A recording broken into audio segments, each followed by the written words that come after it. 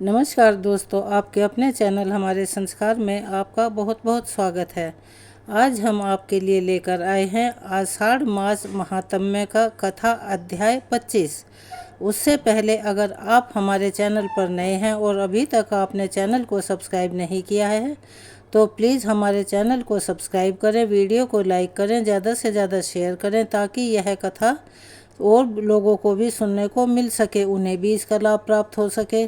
Bell icon को दबाना ना भूलें ताकि हमारी आगे आने वाली वीडियो की जानकारी आपको नोटिफिकेशन के जरिए मिल जाया करे।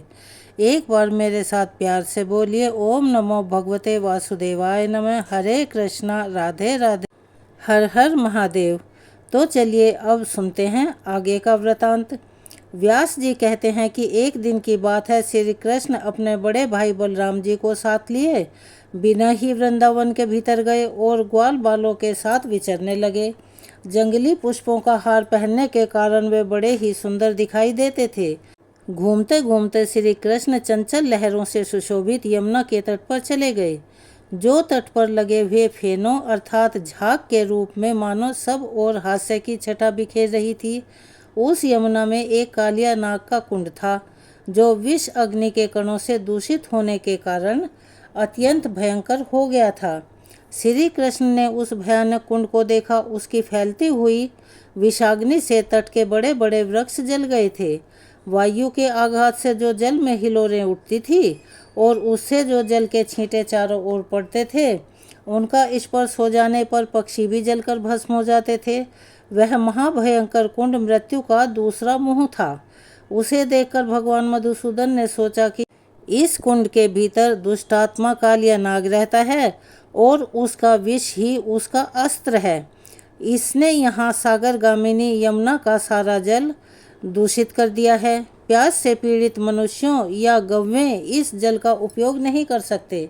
अतः मुझे इस नागराज कालिया का दमन करना चाहिए, जिससे सदा भयभीत रहने वाले ब्रजवासी यहाँ सुखपूर्वक विचरण कर सकें। मैंने मनुष्य लोक में इसीलिए तो अवतार धारण किया है कि इन कुमार्गामी दुरात्माओं को दंड देकर राह पर लेकर आऊं। यहाँ पास ही बहुत सारी शाखाओं से संपन्न कदम्ब का वृक्ष है। उसी पर चढ़कर जीवों का नाश करने वाले इस सर्प के कुंड में कूदूंगा। ऐसा निश्चय करके भगवान ने अच्छी तरह कमर कस ली और वे बड़े वेग पूर्वक नागराज के कुंड में कूद पड़े। उनके कूदने से वह महान कुंड शुद्ध हो उठा। पानी की ऐसी हिलोर उठी, ऐसी तेज हिलोर उठी कि बहुत दूर के वृक्ष भी भीग गए। सर्प की विषाग्नि द्वारा तपे हुए जल से भीगने के कारण वे सभी वृक्ष सहसा जल उठे। चारों दिशाओं में आग की लपटें फैल गई।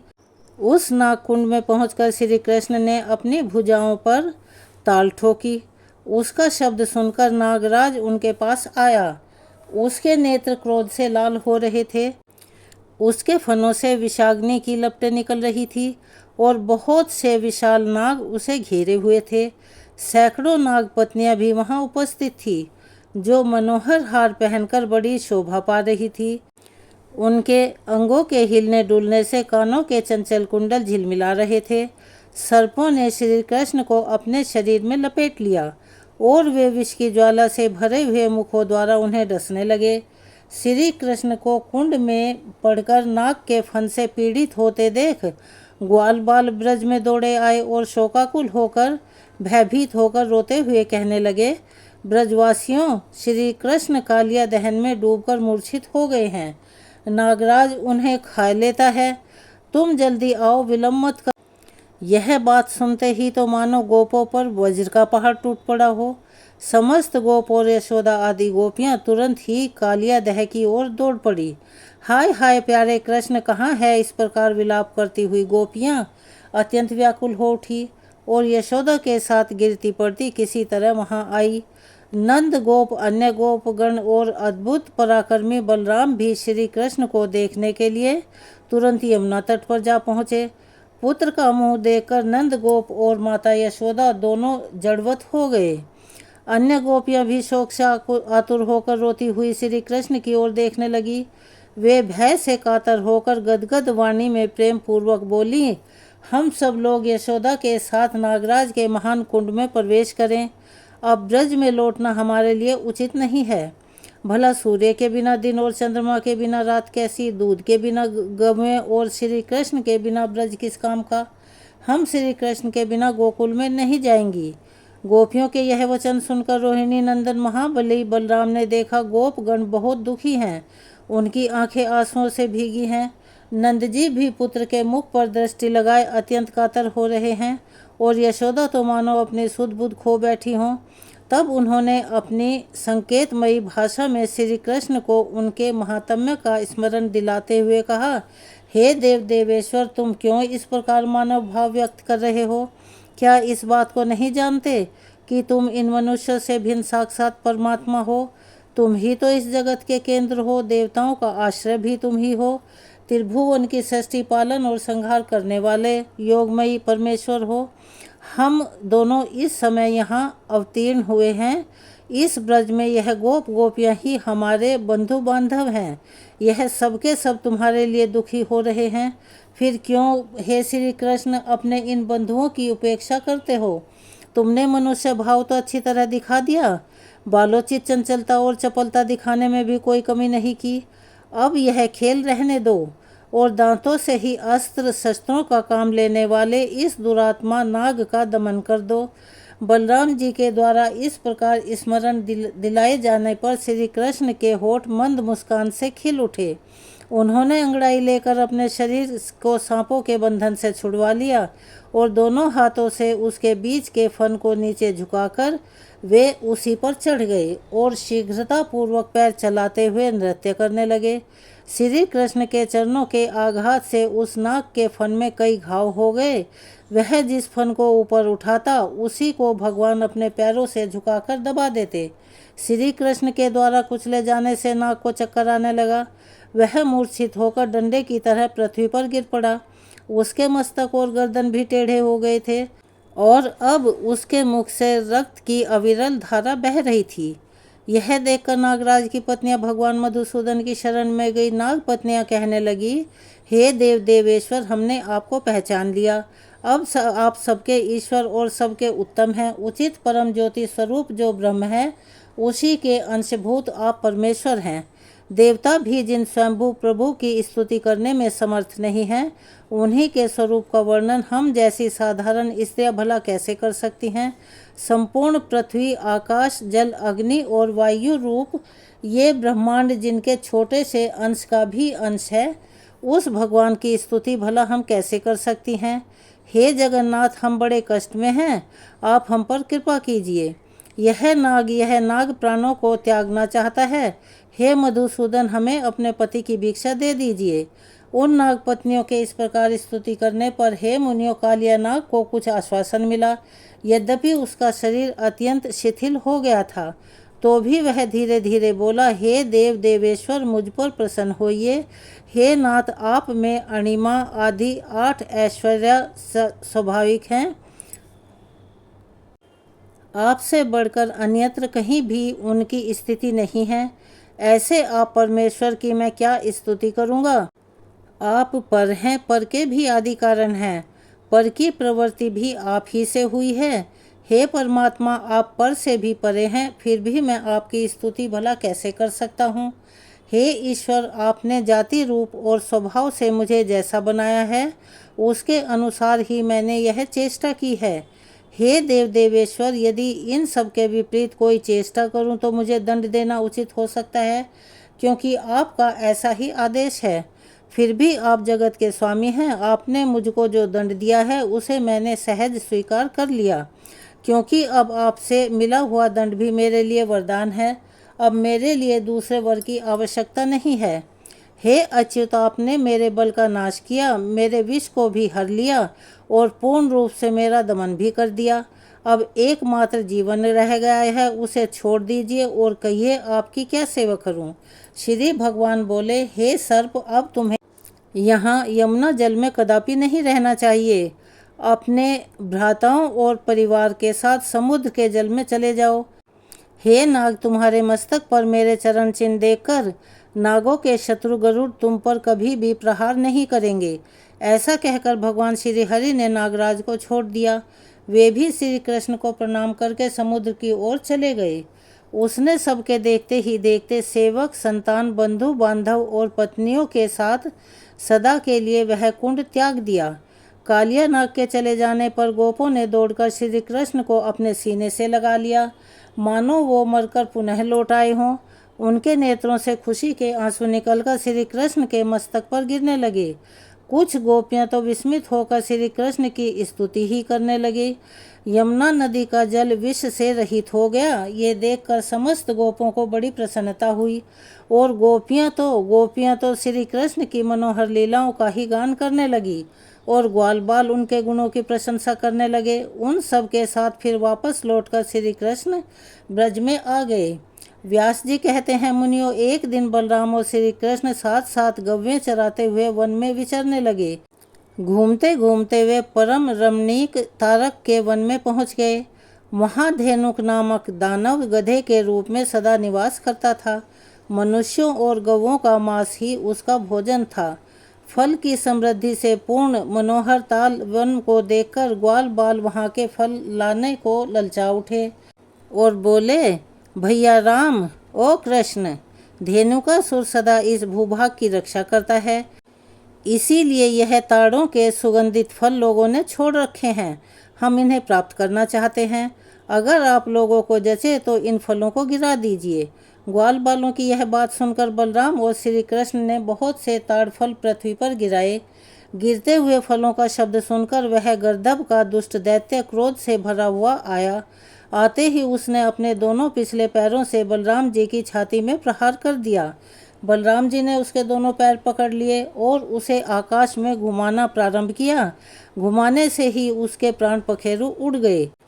फिर उसी वेग से बलराम जी ने उसे एक महान ताड़ वृक्ष पर दे मारा।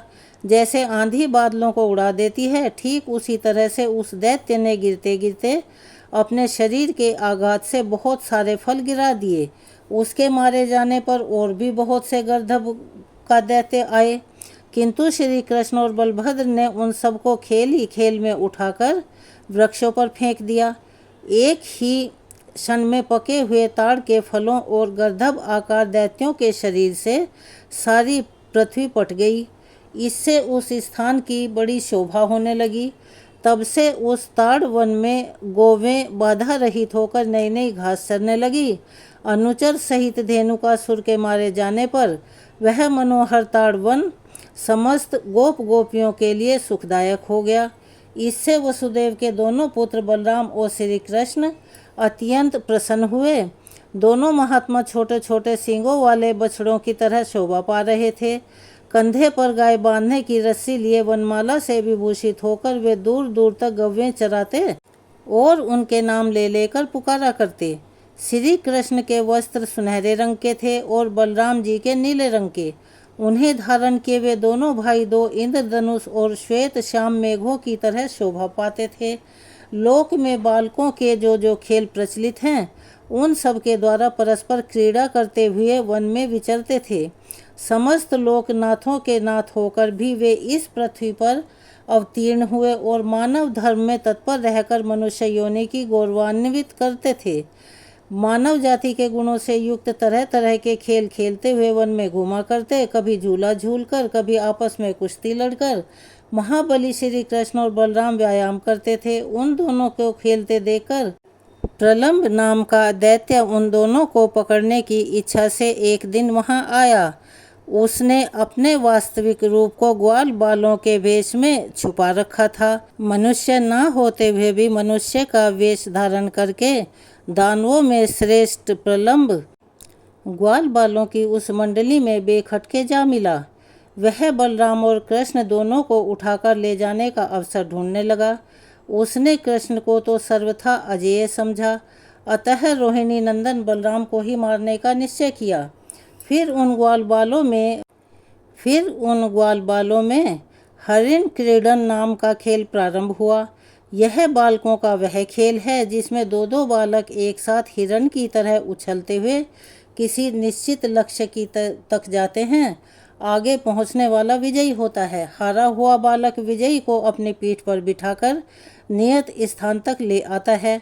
इस खेल में सभी लोग सम्मिलित हुए। दो दो बालक एक एक साथ उछलते हुए चले, जिसमें श्री सुदामा के साथ श्री कृष्ण, प्रलंब के साथ बलराम, और इसी प्रकार श्री कृष्ण पक्ष के अन्य बालकों ने भी दूसरे दूसरे बालकों के साथ अपने अपने साथियों को हरा दिया। अब वे हारे हुए बालक एक दूसरे को अपनी पीठ पर लाते हुए भांडीर वट तक आए और पुनः वहां से लौट चले, किंतु दानव प्रलंब बलराम को अपने कंधे पर उठाकर उनका भार नहीं सहन कर सका। फिर भी वह उनको लेकर उड़ चला। जब वह बलराम जी का भार नहीं सह सका, तब बड़े क्रोध में आकर वर्षा काल के मेघ की तरह उसने अपने शरीर को बढ़ा लिया। बलराम जी ने देखा उस दैत्य का रंग जले हुए पर्वत के समान है। उसके गले में बहुत बड़ा हार लटक रहा है, मस्तक पर बहुत बड़ा मुकुट था और आंखें गाड़ी के पहिए जैसी घूम रही थी। उसके पैर रखने से धरती डगमगाने लगती थी। उसका रूप बड़ा ही भयंकर था। ऐसे राक्षस के द्वारा अपने आप का हरण होते हुए देख बलराम ने श्री कृष्ण से कहा, हे कृष्ण कृष्ण, इधर तो आओ। देखो, ग्वाल बालों के वेश में छिपा हुआ कोई दैत्य मुझे हर कर ले जाता है। इसकी विकराल मूर्ति पर्वत के समान दिखाई देती है। मधुसूदन, बताओ इस समय मुझे क्या करना चाहिए? यह दुरात्मा तो बड़ी उतावली के साथ भागा जा रहा है। यह सुनकर भगवान श्री कृष्ण के होठ मंद मुस्कान से खिल उठे। वे रोहिणी नंदन बलराम के बल और पराक्रम को जानते थे, अतः उनसे कहने लगे, सर्वात्मक बात है, आप तो सचमुच मनुष्यों की सी चेष्टा करने लगे। आप संपूर्ण गुह्य पदार्थों में गुही से भी ज़्यादा गुह्य हैं। जरा अपने उस स्वरूप का तो स्मरण कीजिए, जो संपूर्ण जगत का कारण, कारणों का भी पूर्णवर्ती, अद्वितीय आत्मा और प्रलय काल में भी स्थित रहने वाला है। विश्वात्मा आप और मैं दोनों ही इस संसार में एकमात्र कारण हैं और पृथ्वी का भार उतारने के लिए ही यहाँ दो रूपों में प्रकट हुए हैं। अप्रमेय आत्मन, आप अपने स्वरूप को स्मरण कीजिए और इस दानव को मार डालिए। फिर मनुष्य भाव का आश्रय लेकर बंधु बांधवों का हित कीजिए। महात्मा श्री कृष्ण के द्वारा इस प्रकार अपने स्वरूप का स्मरण कराए जाने पर महाबली बलराम ने हंस प्रलंब को दबा दिया और हंसते हुए गुस्से से आंखें लाल करके एक मुष्टि का प्रहार उसके मस्तक पर किया, जिससे उसके मुंह से खून उगलता हुआ और वह पृथ्वी पर गिरकर मर गया। अद्भुत कर्म करने वाले बलदेव जी के द्वारा प्रलंब को मरा हुआ देखकर ग्वाल बाल खुशी से उछलने लगे। बहुत अच्छा हुआ, बहुत अच्छा हुआ, ऐसे कहकर उछल उछल कर नाचने लगे। इस प्रकार प्रलंब असुर के मारे जाने पर ग्वाल बालों के मुख से अपनी प्रशंसा सुनते हुए बलराम जी श्री कृष्ण के साथ पुनः गवों के समूह में आ गए। इस तरह नाना प्रकार की लीलाएं करते हुए बलराम और श्री कृष्ण वन में विहार करते रहे। इतने में ही वर्षा बीत गई और शरद ऋतु का आगमन हुआ। जलाशयों में कमल खिलने लगे, आकाश और नक्षत्र निर्मल हो गए। ऐसे समय में समस्त ब्रजवासी इंद्रोत्सव का आयोजन करने लगे। उन्हें उत्सव देखने के लिए अत्यंत उत्सुक हुआ। देखकर परम बुद्धिमान श्री कृष्ण ने बड़े बूढ़े गोपों से कौतूहलवश पूछा, यह इंद्रोत्सव क्या वस्तु है जिससे आप लोगों को इतना हर्ष हुआ है? श्री कृष्ण को अत्यंत आदर पूर्वक प्रश्न करते देख गोपों के द्वारा क्या जवाब दिया गया, उसका वृतांत हम आपको अपनी आने वाली वीडियो में बताएंगे। कृपया उस वीडियो का इंतज़ार करिएगा। अगर आप हमारे चैनल पर नए हैं और अभी तक आपने चैनल को सब्सक्राइब नहीं किया है तो प्लीज़ हमारे चैनल को सब्सक्राइब कर लें। वीडियो को लाइक करें, ज़्यादा से ज़्यादा शेयर करें ताकि ये कहानियाँ और लोगों तक भी पहुँच सके, उन्हें भी इसके श्रवण का लाभ प्राप्त हो सके। बेल आइकन को दबाना ना भूलें ताकि हमारी आगे आने वाली वीडियो की जानकारी आपको नोटिफिकेशन के जरिए मिल जाया करे। अपना सहयोग और प्यार हमें ऐसे ही प्रदान करते रहें। कमेंट्स बॉक्स में ओम नमो भगवते वासुदेवाय नमः, हरे कृष्णा, राधे राधे, हर हर महादेव लिखना ना भूलें। धन्यवाद।